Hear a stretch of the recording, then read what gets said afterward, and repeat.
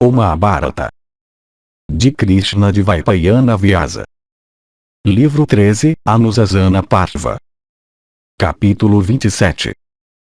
Yudhishthira pergunta como alguém pode ganhar a posição de Brahmana. História da jumenta e Matanga. Yudhishthira disse: Tu, ó avô, és dotado de sabedoria e conhecimento das escrituras, de conduta e comportamento, de diversos tipos de atributos excelentes, e também de idade. Tu és distinguido acima dos outros por inteligência e sabedoria e penitências. Eu desejo, portanto, ó tu que és o principal de todos os homens justos, te dirigir perguntas a respeito da virtude. Não há outro homem, ó rei, em todos os mundos, que seja mais digno de ser questionado sobre tais assuntos. Ó o melhor dos reis, como pode alguém, se acontece de ele ser um kshatriya ou um vaisya ou um sudra, conseguir alcançar a posição de um brahmana? Cabe a ti me dizer os meios. É pelas penitências mais austeras, ou por ações religiosas, ou por conhecimento das escrituras, que uma pessoa pertencente a alguma das três classes inferiores consegue alcançar a posição de um brahmana? Diga-me isto, ó avô. Bhishma disse: a posição de um brahmana, ó Yudhishthira, não pode ser alcançada por uma pessoa pertencente a alguma das três outras classes. Aquela posição é a mais elevada com relação a todas as criaturas. Passando por inumeráveis classes de existência, por passar por repetidos nascimentos, alguém finalmente, em algum nascimento, nasce como um brahmana. Em relação a isto é citada uma história antiga, ó Yudhishthira, de uma conversa entre Matanga e uma jumenta. Uma vez um brahmana obteve um filho que, embora procriado por uma pessoa pertencente a uma classe diferente, teve, no entanto, os ritos de infância e mocidade realizados em consequência das ordenanças prescritas para brahmanas. O filho era chamado pelo nome de Matanga e possuía todas as habilidades. Seu pai, desejando realizar um sacrifício, mandou, ó opressor de inimigos, buscar os artigos requeridos para a ação. Tendo recebido a ordem de seu pai, ele saiu para o propósito em um carro de grande velocidade, puxado por um jumento. Aconteceu que o jumento unido àquele carro era muito novo. Portanto, em vez de obedecer às rédeas, o animal levou o carro para a vizinhança de sua mãe, isto é, aquela jumenta que lhe tinha dado à luz. Matanga, descontente com isso, começou a golpear repetidamente o animal com sua espora em seu focinho. Vendo aquelas marcas de violência no focinho de seu filho, a jumenta, cheia de afeição por ele, disse: Não sofra, ó filho, por seu tratamento. É um Chandala que está te dirigindo. Não há severidade em um Brahmana. O Brahmana é considerado amigo de todas as criaturas. Ele é o professor também de todas as criaturas e seu soberano. Ele pode castigar alguma criatura tão cruelmente. Este sujeito, no entanto, é de ações pecaminosas. Ele não tem compaixão para mostrar até para uma criatura tão jovem como tu. Ele está simplesmente comprovando a classe de seu nascimento por se comportar dessa maneira. A natureza a qual ele derivou de seu pai impede o surgimento daqueles sentimentos de compaixão e bondade que são naturais para o Brahmana. Ouvindo estas palavras duras da jumenta, Matanga desceu do carro rapidamente e dirigindo-se à jumenta, disse: Diga-me, ó dama abençoada, por qual falha minha mãe imaculada? Como tu sabes que eu sou um Chandala? Responda-me sem demora. Como, de fato, tu sabes que eu sou um Chandala? Como minha posição como um Brahmana foi perdida? Ó tu de grande sabedoria, diga-me tudo isso em detalhes, do começo ao fim. A jumenta disse: Tu foste gerado em uma mulher brahmana excitada com desejo por um sudra, seguindo a profissão de um barbeiro. Tu és, portanto, um Chandala por nascimento. A posição de brahmana tu não tens em absoluto. Brahmana continuou. Assim endereçado pela jumenta, Matanga refez seu caminho para casa. Vendo-o voltar, seu pai disse: Eu tinha te empregado na difícil tarefa de juntar os requisitos do meu sacrifício planejado. Por que tu voltaste sem ter realizado teu dever? O caso é que não está tudo bem contigo. Matanga disse: Como alguém que não pertence a uma classe de nascimento definida, ou a uma classe que é muito inferior, pode ser considerado como muito bem e feliz? Como, ó pai, pode ser feliz aquela pessoa cuja mãe é imaculada? Ó pai, esta jumenta, que parece ser mais do que um ser humano, me disse que eu fui gerado em uma Brahmani por um Sudra. Eu irei, por esta razão, praticar as penitências mais austeras. Tendo dito estas palavras para seu pai, e firmemente decidido sobre o que ele tinha dito, ele procedeu para a grande floresta e começou a praticar as mais severas das penitências.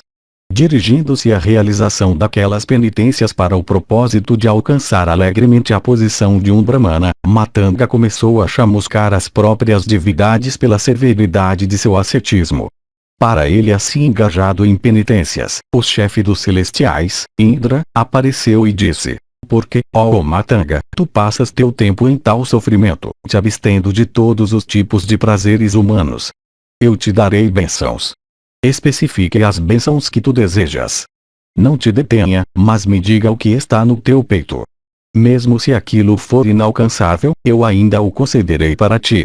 Matanga disse: desejoso de obter a posição de Brahmana, eu comecei a praticar estas penitências. Depois de tê-la obtido, eu irei para casa. Exatamente esta é a bênção pedida por mim. Bhishma continuou. Ouvindo estas palavras dele, Purandara disse para ele: a posição de um Brahmana, ó Matanga, a qual tu desejas obter, é realmente inalcançável por ti. É verdade, tu desejas alcançá-la, mas ela não pode ser alcançada por pessoas geradas em almas impuras. Ó tu de compreensão superficial, tu sem dúvida encontrarás com a destruição se tu persistires nessa busca. Desista, portanto, sem demora desse teu esforço inútil. Este objeto do teu desejo, isto é, a posição de um Brahmana, que é a mais importante de todas, não pode ser obtida por meio de penitências. Portanto, por cobiçares aquela posição importante, tu seguramente atrairás destruição sobre ti. Alguém nascido como um Chandala nunca pode alcançar aquela posição que é considerada como a mais sagrada, entre as divindades e asuras e seres humanos. Capítulo 28. Indra tenta deter Matanga. Duração de tempo em cada casta. Bhishma disse: assim endereçado por Indra, Matanga de votos contidos e alma bem controlada, sem escutar aos conselhos do chefe dos celestiais, permaneceu por 100 anos sobre um pé alto de glória imperecível. Sakra de grande fama mais uma vez apareceu perante ele e dirigindo-se a ele, disse: a posição de um Brahmana, ó filho, é inalcançável. Embora tu a desejes, é impossível para te obtê-la. Ó Matanga, por cobiçares aquela posição muito elevada, tu sem dúvida serás destruído. Não mostre, ó filho, tal impulsividade. Este não pode não ser um caminho justo para tu seguires. Ó tu de compreensão superficial, é impossível para te conseguir isto neste mundo. Na verdade, por cobiçar aquilo que é inalcançável, tu indubitavelmente encontrarás a destruição num abrir e fechar de olhos. Eu estou te proibindo repetidamente. Por te esforçares, no entanto, para chegar àquela posição elevada pela ajuda de tuas penitências, apesar das minhas repetidas admoestações, tu serás destruído sem dúvida. Da classe de vida irracional alguém chega à posição de humanidade. Se nascido como ser humano, ele sem dúvida toma nascimento como um Pukasa ou um Chandala. Na verdade, uma pessoa tendo nascido naquela classe de existência pecaminosa, isto é, Pukasa, ó Matanga, ela tem que vagar nela por um tempo muito longo. Passando um período de 1000 anos naquela classe, alguém obtém em seguida a posição de um Sudra. Na classe Sudra, também, alguém tem que vagar por muito tempo. Depois de 30.000 anos a posição de um Vaisya é obtida. Lá, naquela classe, alguém tem que passar um período muito longo.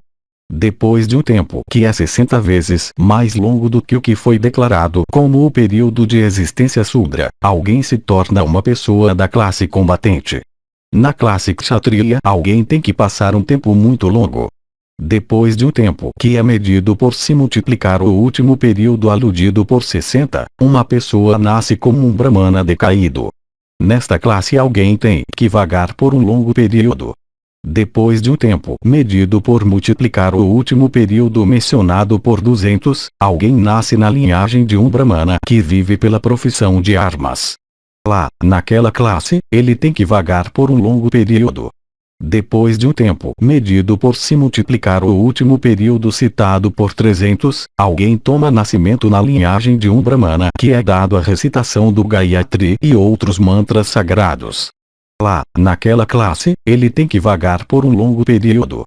Depois de um tempo medido por multiplicar o último período citado por 400, alguém nasce na linhagem de um Brahmana que está familiarizado com os Vedas inteiros e as escrituras.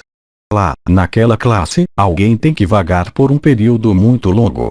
Enquanto vagando naquela condição de existência, alegria e dor, desejo e aversão, vaidade e más palavras procuram entrar nele e fazer dele um canalha. Se ele consegue subjugar aqueles inimigos, ele então alcança um fim superior. Se, por outro lado, aqueles inimigos conseguem subjugá-lo, ele cai daquela posição elevada como uma pessoa caindo no solo do topo de uma palmeira alta. Sabendo disto por certo, ó Matanga, eu te digo, cite outra bênção, pois a posição de Brahmana não pode ser alcançada por ti, que nasceste como um Chandala. Capítulo 29. Matanga finalmente aceita uma bênção, ele não pode obter a posição de Brahmana. Bhishma disse. Assim aconselhado por Indra, Matanga, cumpridor de votos, se recusou a dar ouvidos ao que lhe foi proposto. Por outro lado, com votos regulados e a alma purificada, ele praticou penitências austeras por permanecer sobre um pé por 1000 anos, e estava profundamente dedicado à meditação yoga. Depois que 1000 anos tinham se passado, Sakra foi vê-lo mais uma vez. De fato, o matador de Vala e Vritra disse a ele as mesmas palavras. Matanga disse: eu passei esses 1000 anos permanecendo sobre um pé, em meditação profunda, cumprindo o voto de Brahmacharya. Por que é que eu ainda não consegui alcançar a posição de um Brahmana? Sakra disse: alguém que nasceu um Chandala não pode, por quaisquer meios, alcançar a posição de um Brahmana. Portanto, cite alguma bênção para que todo esse teu trabalho não venha a ser inútil. Assim endereçado pelo chefe dos celestiais, Matanga encheu-se de aflição. Ele se dirigiu para Prayaga, e passou lá 100 anos, todo o tempo permanecendo sobre seus dedos dos pés. Por causa da observância de tal yoga que era extremamente difícil de suportar, ele ficou muito emaciado e suas artérias e veias ficaram inchadas e visíveis. Ele ficou reduzido somente a pele e osso. De fato, é sabido por nós que Matanga de alma justa, enquanto praticando aquelas austeridades em Gaia, caiu no chão de pura exaustão. O Senhor e dador de bênçãos, dedicado ao bem de todas as criaturas, isto é, Vasava, vendo cair, chegou prontamente àquele local e segurou firme. Sakra disse: parece, ó Matanga, que a posição de Brahmana a qual tu procuras é inadequada para ti. Aquela posição não pode ser alcançada por ti. Na verdade, no teu caso, ela está cercada por muitos perigos. Uma pessoa por cultuar um Brahmana obtém felicidade, enquanto por se abster de tal culto ela obtém dor e tristeza.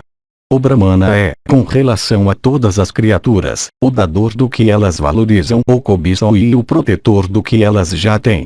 É através dos Brahmanas que os Pitris e as divindades vêm a ser satisfeitos. O Brahmana, ó Matanga, é considerado como o principal de todos os seres criados.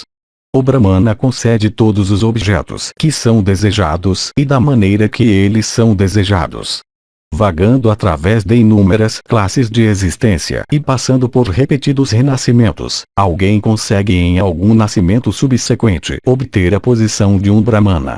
Aquela posição realmente é incapaz de ser obtida por pessoas de almas impuras. Portanto, desista da ideia. Cite algum outro benefício.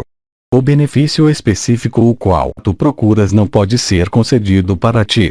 Matanga disse: afligido pelo sofrimento como eu estou, porque, ó Sakra, tu me afliges mais, com palavras como estas.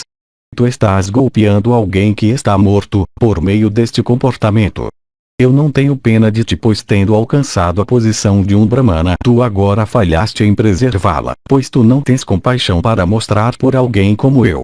ó tu de 100 sacrifícios. A posição de Brahmana, como tu dizes, é realmente inalcançável por alguém das 3 outras classes. Porém, os homens que têm conseguido obter aquela posição elevada, por meios naturais, não aderem a ela, pois mesmo os Brahmanas cometem pecados.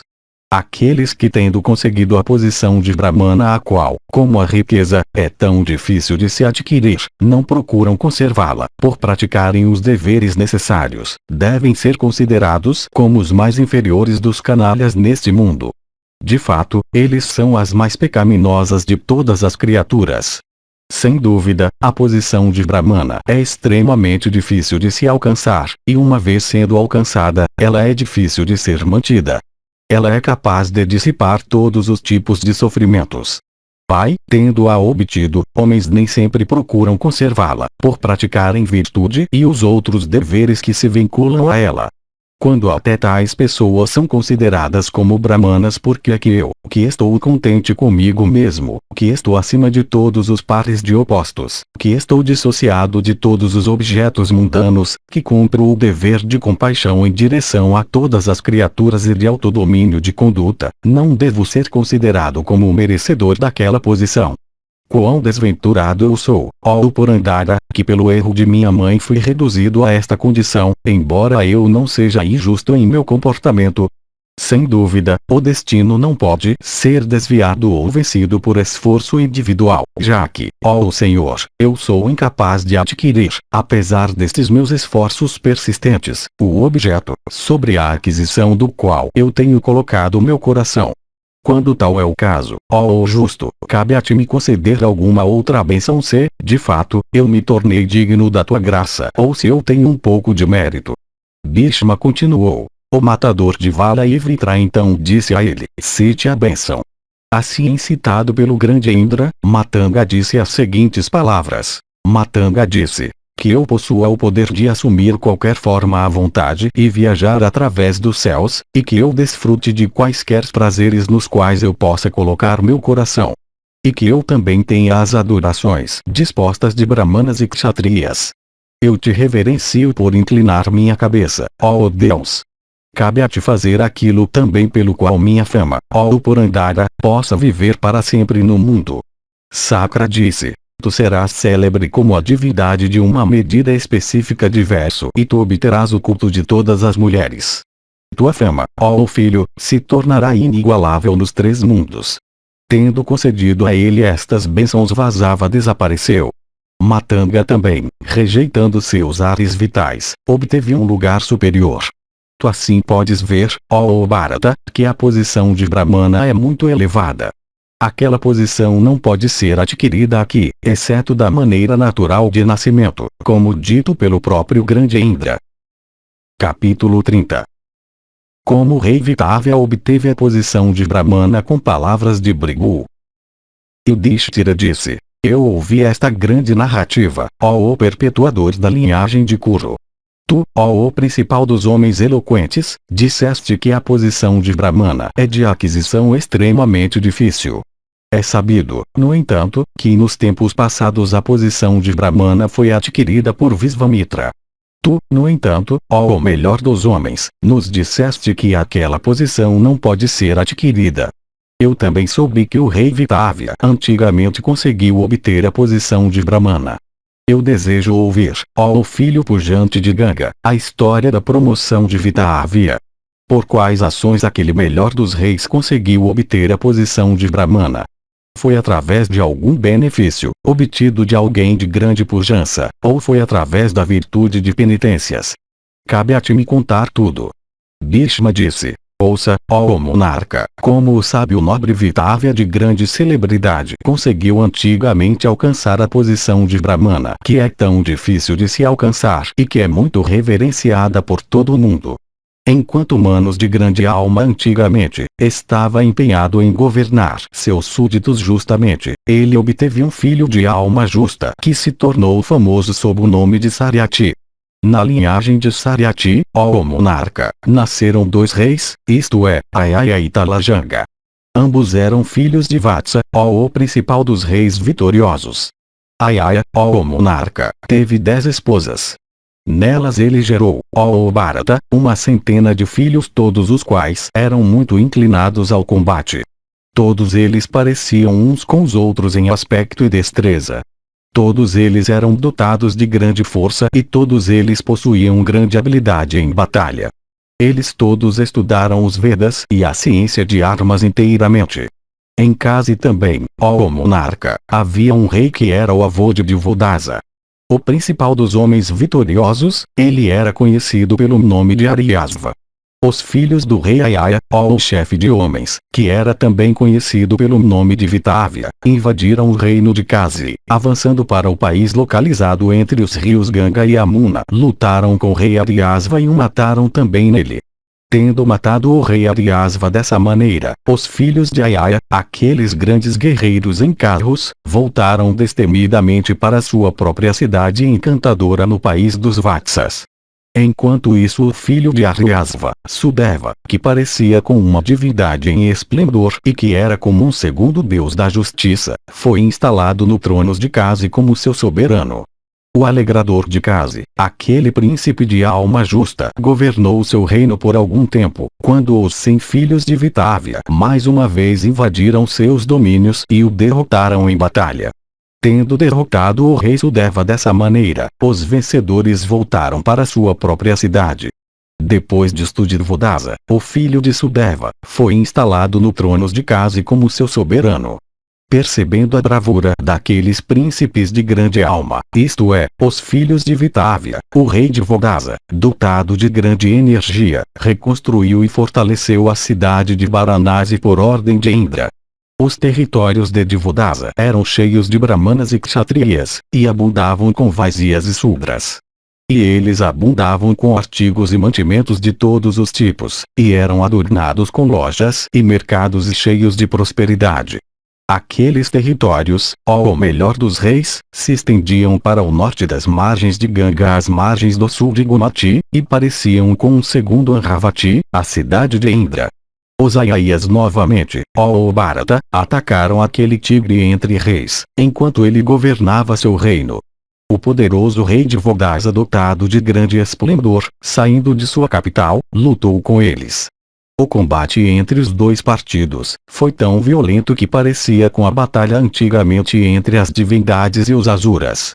O rei Divodasa lutou com o inimigo por 1000 dias, no fim dos quais, tendo perdido vários seguidores e animais, ele ficou extremamente angustiado.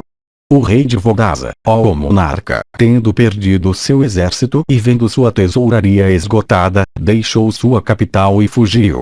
Dirigindo-se ao retiro encantador de Bhardvaja, dotado de grande sabedoria, o rei, ó castigador de inimigos, unindo suas mãos em reverência, procurou a proteção do Rishi.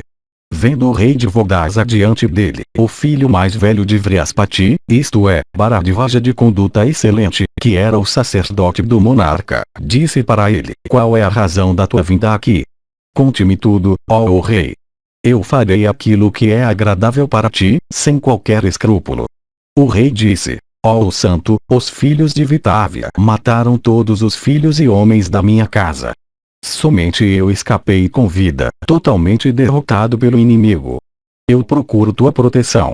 Cabe a ti, ó santo, me proteger com tal afeição como tu tens por um discípulo. Aqueles príncipes de atos pecaminosos têm massacrado toda a minha raça, deixando só eu mesmo vivo. Bhishma continuou. Para ele, que rogou de modo tão comovente, Bhardvaja de grande energia disse: não tema. Não tema. Ó filho de Sudeva, que teus temores sejam dissipados. Eu realizarei um sacrifício, ó monarca, a fim de que tu possas ter um filho através do qual tu serás capaz de derrotar milhares e milhares do partido de Vitavia.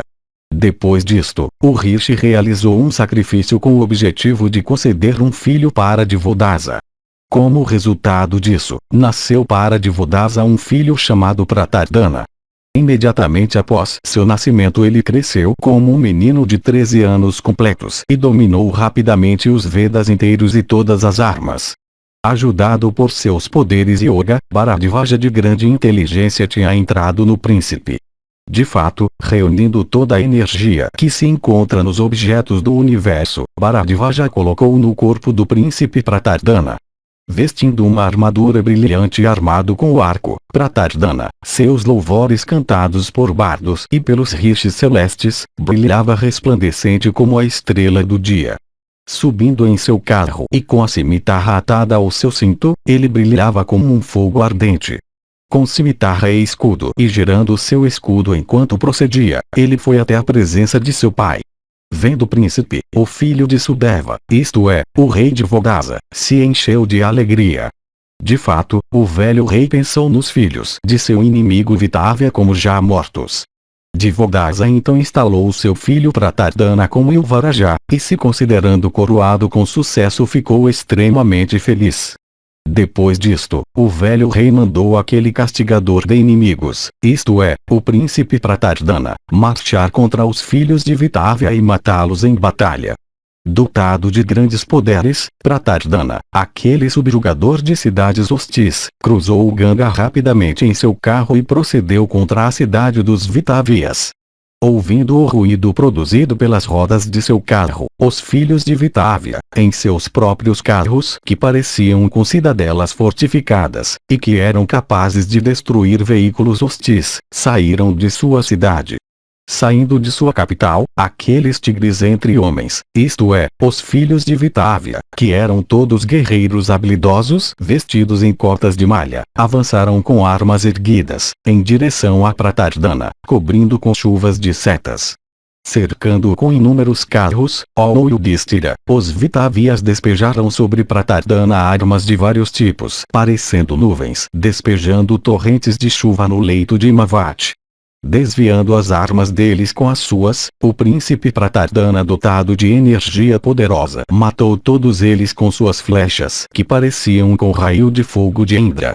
Suas cabeças cortadas, ó rei, com centenas e milhares de setas pontas largas, os guerreiros de Vitávia caíram com corpos tingidos de sangue como as árvores Kinsuka cortadas por lenhadores com seus machados por todos os lados.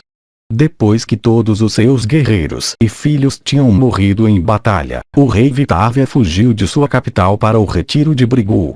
De fato, chegando lá, o fugitivo real procurou a proteção de Brigu. O rishi Brigu, ó monarca, assegurou sua proteção ao rei derrotado.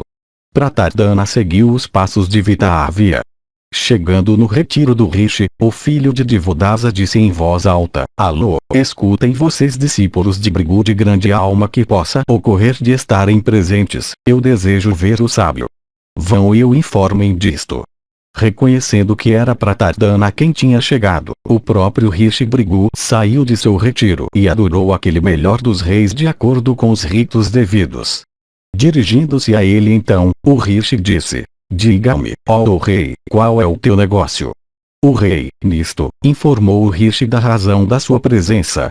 O rei disse: O rei Vitávia veio para cá, ó Brahmana. Entregue-o. Os filhos dele, ó Brahmana, destruíram minha linhagem. Eles devastaram os territórios e a riqueza do reino de Kasi.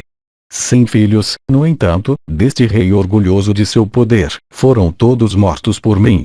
Por matar aquele próprio rei, eu hoje saldarei a dívida que eu tenho com meu pai. Para ele aquele principal dos homens justos, isto é, o rishi Brigu, sensibilizado pela compaixão, respondeu dizendo: Não há nenhum kshatriya neste retiro. Eles que estão aqui são todos brahmanas. Ouvindo estas palavras de Brigu, que deviam estar de acordo com a verdade, Pratardana tocou os pés do rishi lentamente, cheio de alegria, disse: Por isto, ó santo, eu sou sem dúvida coroado com sucesso, já que este rei foi abandonado pela própria classe de seu nascimento por causa da minha destreza. Dê-me tua permissão, ó Brahmana, para te deixar, e me deixe te pedir para rezar pelo meu bem-estar. Este rei, ó o fundador da linhagem que leva o teu nome, foi obrigado a deixar a própria comunidade de seu nascimento pelo meu poder. Despedido pelo rishi Brigu, o rei Pratardana então partiu daquele retiro, tendo, assim como uma cobra, vomitado seu veneno real, e se dirigiu ao lugar de onde ele tinha vindo. Enquanto isso, o rei Vitávia obteve a posição de um Brahmana sábio somente pela força das palavras de Brigu. E ele adquiriu também um domínio completo sobre todos os Vedas pela mesma causa. Vitavia teve um filho chamado Gritsamada que em beleza pessoal era um segundo Indra. Uma vez os Daityas o afligiram muito, acreditando que ele era ninguém mais do que Indra.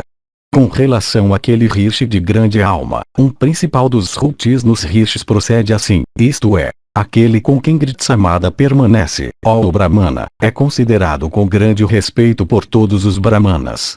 Dotado de grande inteligência, Gritsamada tornou-se um rishi regenerado na prática de Brahmacharya. Gritsamada teve um filho regenerado de nome Sutejas. Sutejas teve um filho de nome Varshas, e o filho de Varshas era conhecido pelo nome de Vyavya. Vyavya teve um filho que se chamava Vitatya e Vitatya teve um filho de nome Satya. Satya teve um filho de nome Santa. Santa teve um filho, isto é, o Rishi Ravas.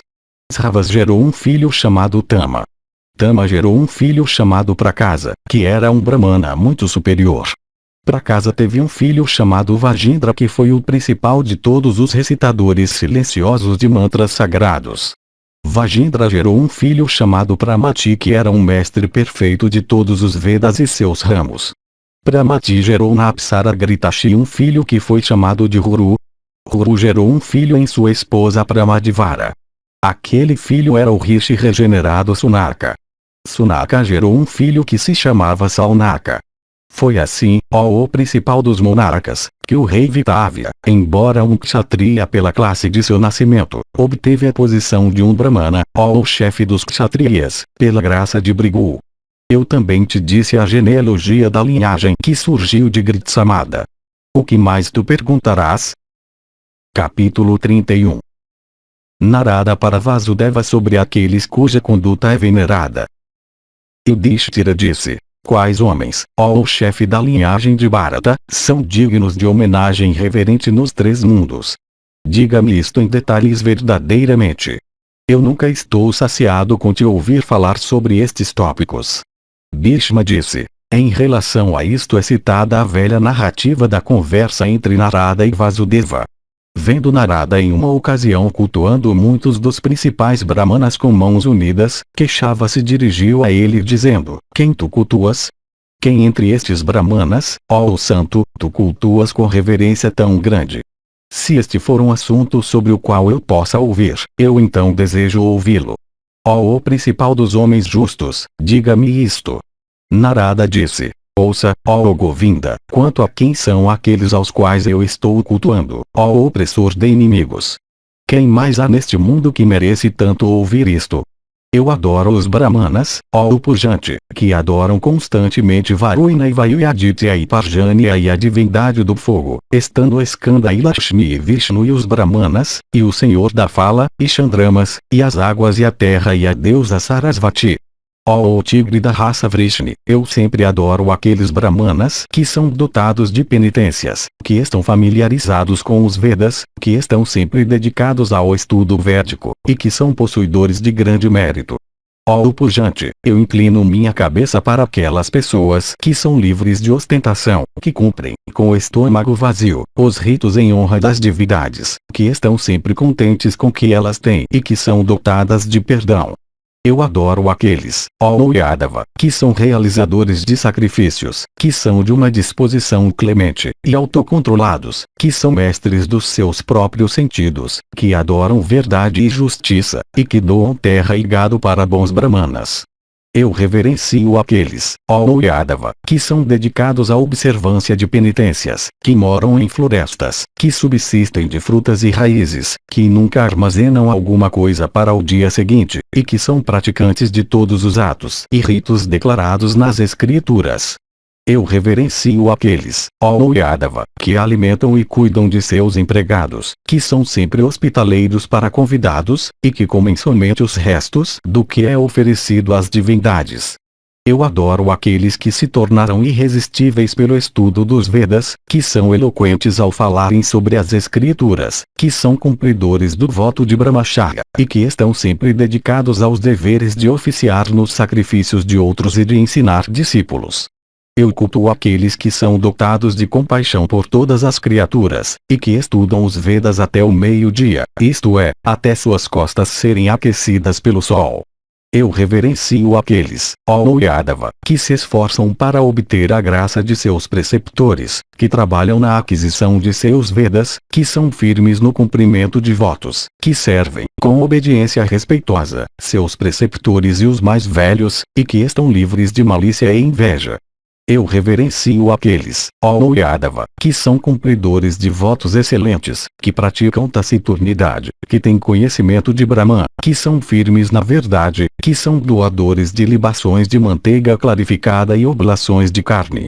Eu me curvo àqueles, ó Yadava, que subsistem de esmolas, que são emaciados por falta de comida e bebida suficientes, que têm vivido nas residências de seus preceptores, que são avessos a todos os prazeres e desprovidos deles, e que são pobres em bens desta terra. Eu me curvo àqueles, ó Yadava, que não têm afeição por coisas desta terra, que não têm brigas para travar com outros, que não vestem a si mesmos, que não têm necessidades, que se tornam irresistíveis pela aquisição dos Vedas, que são eloquentes na exposição de justiça, e que são proferidores de Brahma. Eu reverencio aqueles que estão dedicados à prática do dever de compaixão em direção a todas as criaturas, que são firmes no cumprimento da verdade, que são autocontrolados, e que são pacíficos em seu comportamento. Eu reverencio aqueles, ó Yadava, que estão dedicados ao culto das divindades e convidados, que são praticantes do modo de vida familiar, e que seguem a prática dos pombos na questão de sua subsistência. Pombos apanham grãos espalhados e nunca estocam para o dia seguinte. No voto Sila e outros, catar grãos espalhados e rejeitados do campo depois que as colheitas foram levadas pelos donos é recomendado como a maneira de encher o estômago.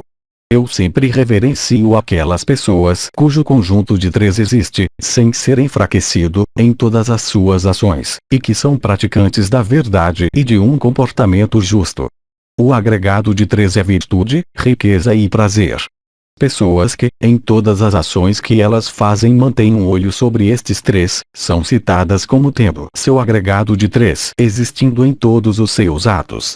Eu me inclino para aqueles, ó Keshava, que conhecem Brahma, que são dotados de conhecimento dos Vedas, que estão atentos ao agregado de três, que são livres de cobiça, e que são justos em seu comportamento. Eu reverencio aqueles, ó Madhava, que subsistem somente de água, ou só do ar, ou dos restos do alimento que é oferecido para divindades e convidados, e que são cumpridores de diversos tipos de votos excelentes.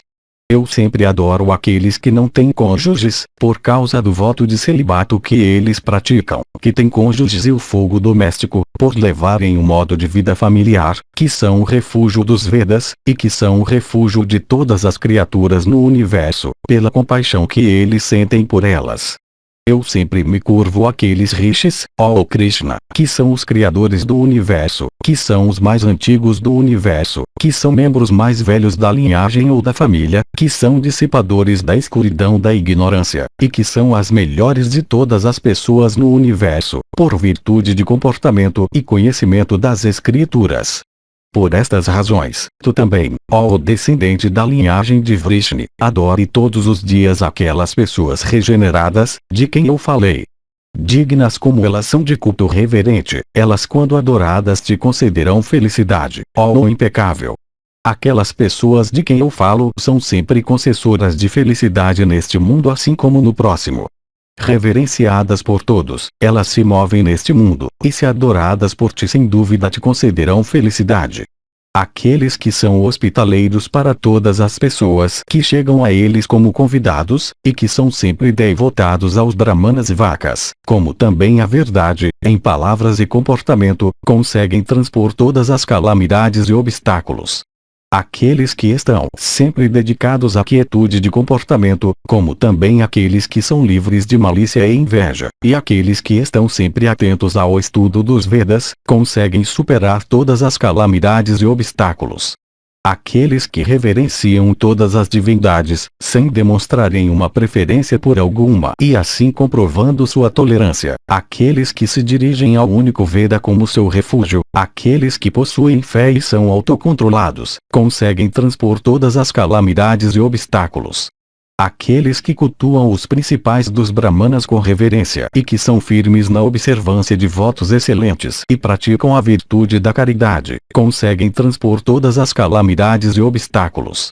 Aqueles que são dedicados à prática de penitências, aqueles que são sempre cumpridores do voto de celibato, e aqueles cujas almas têm sido purificadas por meio de penitências, conseguem transpor todas as calamidades e obstáculos. Aqueles que são dedicados ao culto das divindades e convidados e dependentes, como também dos pitris, e aqueles que comem o resto da comida que é oferecida para as divindades, pitris, convidados e dependentes, conseguem transpor todas as calamidades e obstáculos. Aqueles que, tendo acendido o fogo doméstico, o mantêm queimando devidamente e o cultuam com reverência, e aqueles que derramam libações apropriadamente, para as divindades, em sacrifício soma, conseguem transpor todas as calamidades e obstáculos.